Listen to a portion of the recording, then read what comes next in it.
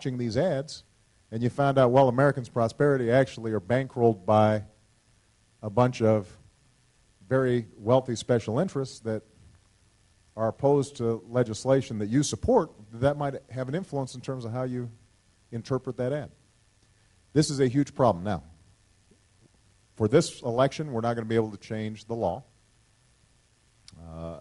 I hope that the Supreme Court at some point looks at the evidence that's accumulated over the past several months and says, you know, this is really hijacking our democracy. This is not a healthy thing. In the meantime, though, the most important thing we can do is make sure that we vote and make sure that we're talking to our friends and neighbors and getting out facts and information. I am confident that if people have good information and can make up their own minds, that we will do well. The people, by the way, who have the most credibility in delivering that message are you.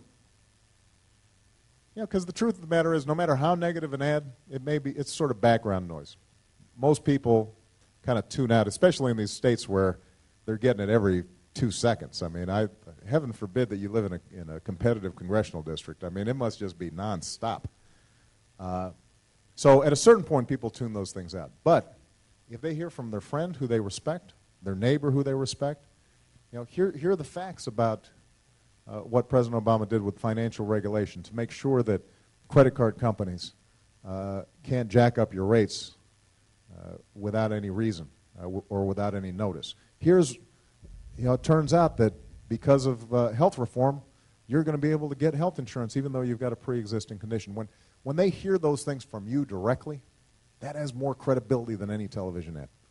And that's how you overcome all this money that's pouring into the elections. You are the most powerful messengers possible. And that's how democracy ultimately should work. Thank you, Mr. President. And thank you, James, for your question. All right, now we're gonna try something new. All right. So we're gonna try a different medium here. We're gonna go to Skype for the first time ever. I'm very excited. We're gonna actually have someone calling in from their computer here, and we actually have Paula calling in from the great city in your hometown, Chicago, Illinois. Paula? Good evening, Mr. President. In this last push to get out the vote, is there an overarching message or approach that you think volunteers could best take to persuade voters to get back to the polls on November 2nd? Great question, although I don't think she can hear me, right? This is not a two-way Skype? I don't think it's two-way here. Okay. But she's watching you online right now. Well, hello, everybody.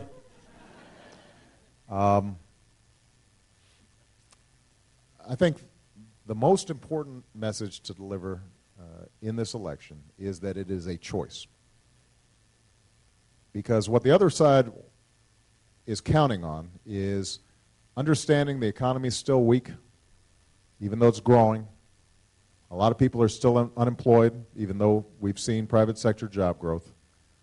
In that kind of environment, the easiest thing to do is to say, things aren't good enough now, throw the bums out. Right? That's going to be their message, particularly since we have control of the House and the Senate, as well as the White House. We have to make sure that we are delivering a choice to people.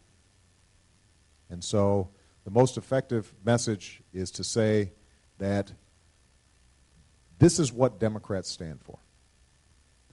We stand for tax cuts for middle-class families who have seen their incomes declining over the last several years. We stand for giving tax breaks to companies that are investing in research and development here in the United States, not those who are investing in research and development overseas and jobs overseas. We stand for making sure that every young person in this country is getting a good quality education K through 12 and that they can afford to go to college without taking on so much debt that they can never hope to pay it back.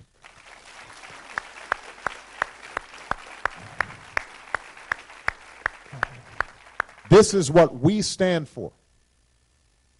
Innovation, research and development, skilled workers, lifelong learning, all the things that are required to make sure that this is a competitive 21st century America that is playing for number one on the global stage. And what the other side stands for are the same failed policies that got us into this mess in the first place.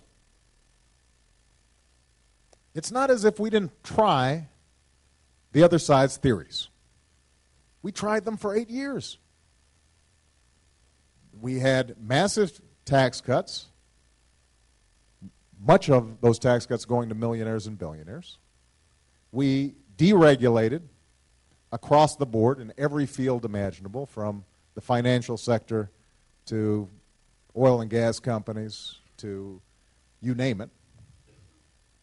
We didn't take the challenges that middle-class families were going through seriously. We said, you know what, fend for yourselves. You don't need help from the government. You know, the market will solve all problems. We tried that, and it didn't work.